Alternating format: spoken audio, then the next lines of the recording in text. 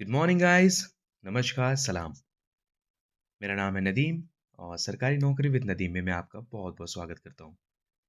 जैसे कि आज 17 फरवरी है और 17 फरवरी के करंट अफेयर्स लेकर मैं आपके सामने प्रस्तुत हुआ हूँ। लेकिन 17 फरवरी के करंट अफेयर्स स्टार्ट करने से पहले मैं आपसे एक रिक्वेस्ट करूँगा कि अगर आपने हमारे चैनल को सब्सक्राइब नहीं किया है तो हमारे चैनल को ज़रूर से सब्सक्राइब कर लें, ताकि जो भी रोज़ाना की वीडियोस हम अपलोड करते हैं वो आप तक पहुँचे। और बेल आइकन को भी ज़रूर दबाइएगा ताकि उसके नोटिफिकेशन आप तक पहुँचते रहें। चलिए अब बिना देर किए हुए हम आज के करंट अफेयर्स को स्टार्ट करते हैं। पहला जो करंट अफेयर्स है वो है, प्रधानमंत्री नरेंद्र मोदी असम के जोरहाट में किसी 125 फुट ऊंची प्रतिमा का अनावरण करेंगे। क्वेश्चन रिपीट कर रहा हूँ।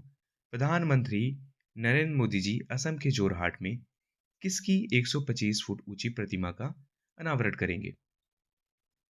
इसके चार ऑप्शन है। पहला जो है भगत सिंह, दूसरा महात्मा गांधी, तीसरा वीर लाचित बोरफुकन, चौथा है भगत सिंह। अगर इसका आपको सही आंसर पता है तो आप हमें कमेंट कर सकते हैं। ठीक है, चलिए मैं बता रहा हूँ आपको इसका आंसर। इसका जो आंसर है वो है सी, वीर लाचित बोरफुकन। वीर लाचित बोरफुकन जो थे वो हैं आपके, ये कमांडर थे अहोम किंगडम सेना के। अहोम किंगडम सेना के ये प्रमुख कमांडर थे जिनकी याद में ये 125 फुट ऊंची प्रतिमा का अनावरण असम के जोरहाट में किया जा रहा है। ठीक है, तो नेक्स्ट क्वेश्चन। प्रधानमंत्री मोदी ने किस राज्य में 300 मेगावाट के सौर ऊर्जा संयंत्र की आधारशिला रखी है? क्वेश्चन रिपीट कर रहा हूँ।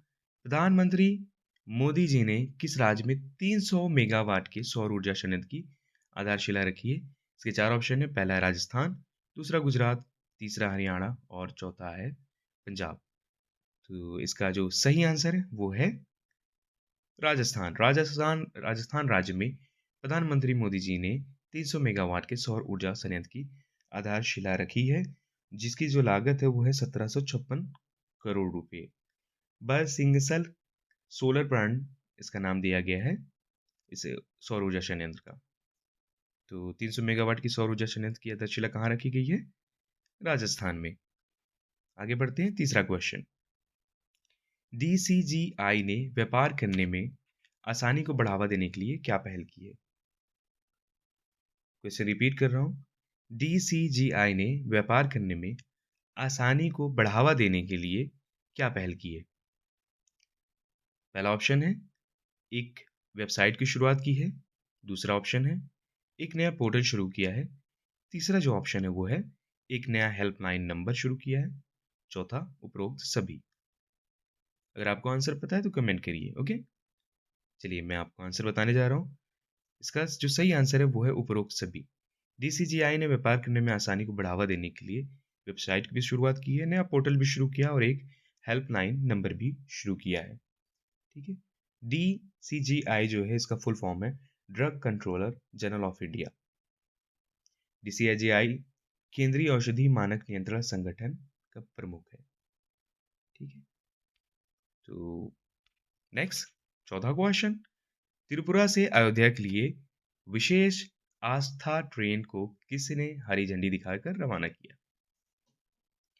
त्रिपुरा से अयोध्या के लिए एक विशेष ट्रेन चलाई गई जिसका नाम है आस्था। उसको किसने हरी झंडी दिखाकर रवाना किया है?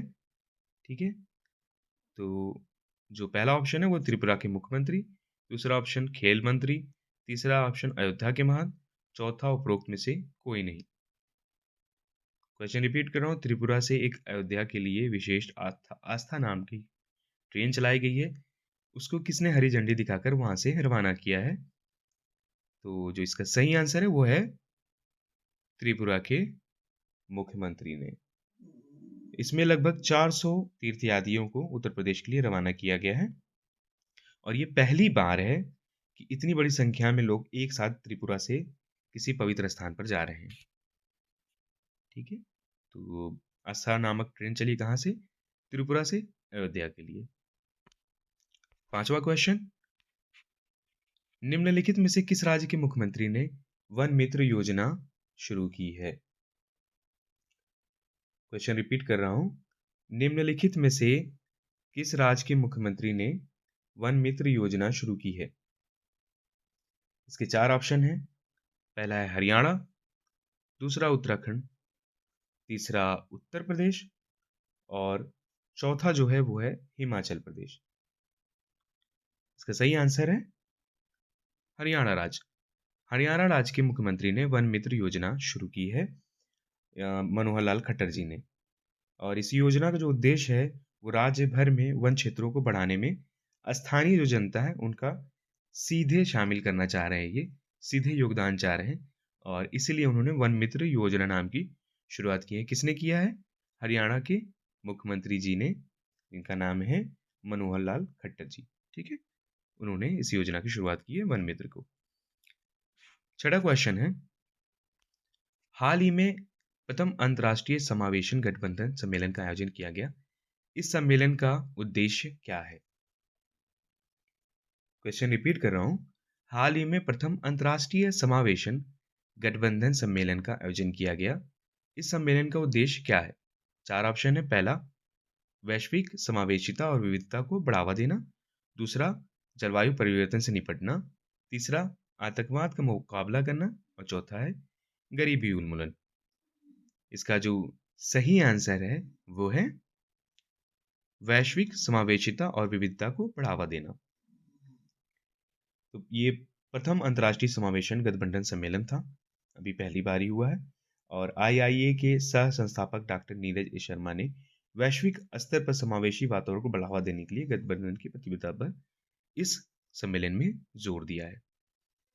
ठीक है, नेक्स्ट क्वेश्चन की तरफ बढ़ते हैं। 7वां क्वेश्चन है, जीबीसी एज़रेट फोर्थ ने झांसी में किन परियोजनाओं का अनावरण किया है? क्वेश्चन फिर से रिपीट कर रहा हूं। जीबीसी एज़रेट फोर्थ ने झांसी में किन परियोजनाओं का अनावरण किया है? इसके जो है ऑप्शन 4 हैं और पहला जो ऑप्शन है वो है टाउनशिप और रेलवे कोच, दूसरा केवल टाउनशिप और तीसरा है रेलवे कोच और चौथा है इनमें से कोई नहीं। अगर आपको इसका आंसर पता है तो आप हमें कमेंट कर सकते हैं। ठीक है, तो इसका जो सही आंसर है वो है टाउनशिप और रेलवे कोच। टाउनशिप और रेलवे कोच का अनावरण किया गया है। नेक्स्ट क्वेश्चन की तरफ हम बढ़ते हैं। 8वां क्वेश्चन है, भारतीय तट रक्षक जहाज वराह किस देश के बंदरगाह पे पहुंचा है? एक एक जहाज है तट रक्षक वराह जिसका नाम है, वो भी किस देश के बंदरगाह पे पहुंचा है? 4 ऑप्शन है। पहला मोजाम्बिक, दूसरा भारत, तीसरा श्रीलंका और चौथा है मालदीव। तो अगर इसका आपको आंसर पता है तो बताइए। फिर से मैं क्वेश्चन रिपीट करता हूँ। भारतीय तटरक्षक जहाज वराह किस देश के बंदरगाह पर पहुंचा है? 4 ऑप्शन है। पहला मोजाम्बिक, दूसरा भारत, तीसरा श्रीलंका और चौथा है मालदीव। इसका जो सही आंसर है वो है मोजाम्बिक देश। मोजाम्बिक देश पर जो वराह तटरक्षक जहाज है वो पहुंचा है। 9वां क्वेश्चन है, बीएसई एक्सपो 2024 का उद्घाटन किसने किया है? बीएसई एक्सपो 2024 का उद्घाटन किसने किया है? इसके भी 4 ऑप्शन है और पहला ऑप्शन है सूचना एवं प्रसारण मंत्री अनुराग ठाकुर, दूसरा वित्त मंत्री निर्मला सीतारमन, तीसरा है प्रधानमंत्री नरेंद्र मोदी, चौथा है रक्षा मंत्री राजनाथ सिंह। बीएसई एक्सपो 2024 का उद्घाटन किसने किया है? सूचना एवं प्रसारण मंत्री अनुराग ठाकुर जी ने किया है, या वित्त मंत्री निर्मला सीतारमण जी ने किया है, या प्रधानमंत्री नरेंद्र मोदी जी ने किया है, या रक्षा मंत्री राजनाथ सिंह जी ने किया है?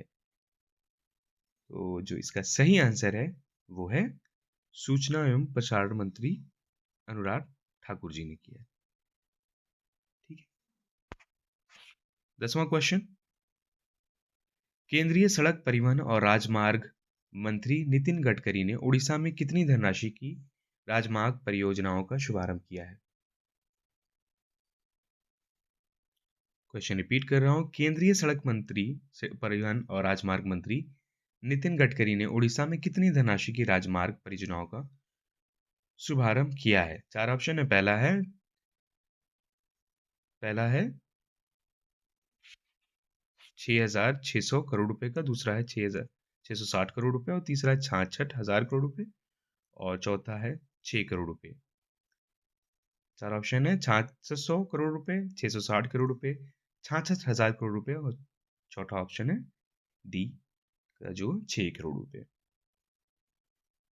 जिसका सही आंसर है वो है 6,600 करोड़ रुपए की परियोजना है ये। ठीक है। केंद्रीय सड़क परिवहन और राजमार्ग मंत्री नितिन गडकरी जी ने कुल 28 राष्ट्रीय राजमार्ग परियोजनाओं का उद्घाटन इसके जरिए किया है। नेक्स्ट क्वेश्चन की तरफ बढ़ते हैं। 11वां क्वेश्चन है, अमेरिकी प्रतिनिधि सभा ने किस बिल को पारित किया है? अमेरिकी प्रतिनिधि सभा ने किस बिल को पारित किया है?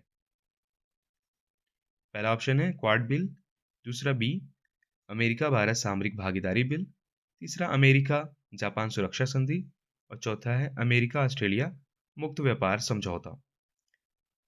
क्वेश्चन है अमेरिकी प्रतिनिधि सभा ने किस बिल को पारित किया है? क्वाड बिल, दूसरा बी अमेरिका भारत सामरिक भागीदारी बिल, सी अमेरिका जापान सुरक्षा संधि, डी अमेरिका ऑस्ट्रेलिया मुक्त व्यापार समझौता।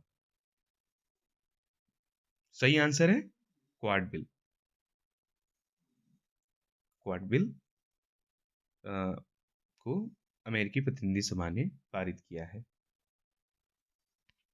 नेक्स्ट क्वेश्चन 12वां क्वेश्चन, ढाका में किसकी प्रतिमा का अनावरण किया गया है?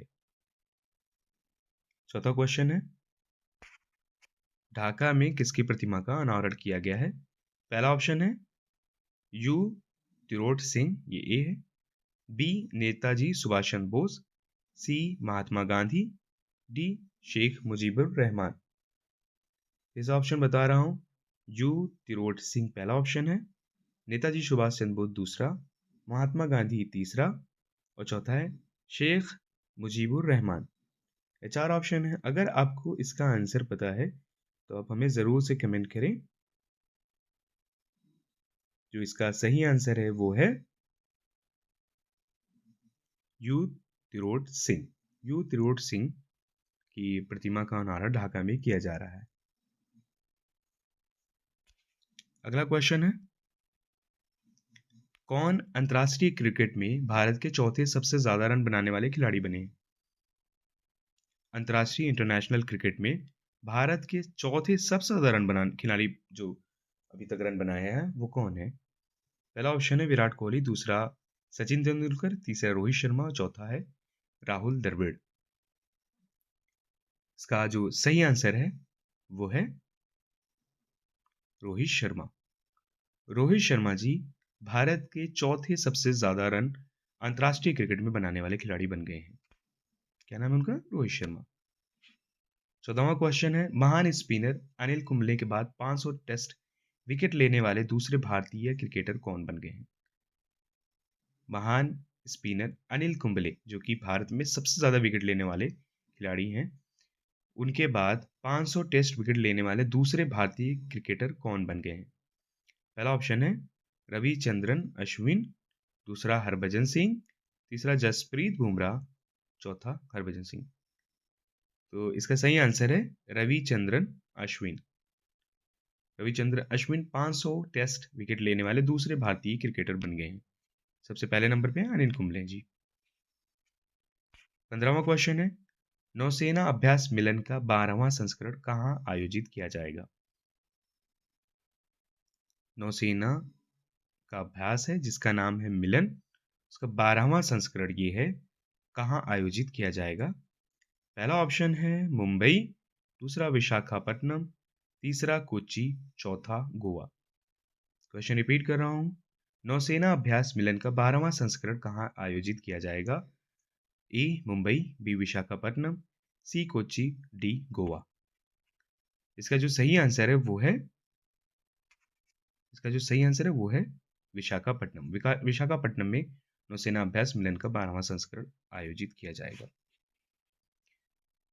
ठीक है दोस्तों, तो ये था आज का करंट अफेयर्स और मैं आपका बहुत थैंक्स कहूँगा और thanks for watching. Please subscribe our channel और बेल आइकन को भी ज़रूर दबा दीजिए ताकि जो भी हमारी नेक्स्ट वीडियो आए वो आप तक सबसे पहले पहुँचे। तो इसी के साथ जय हिंद, जय भारत, आपका दिन शुभ हो। नमस्कार।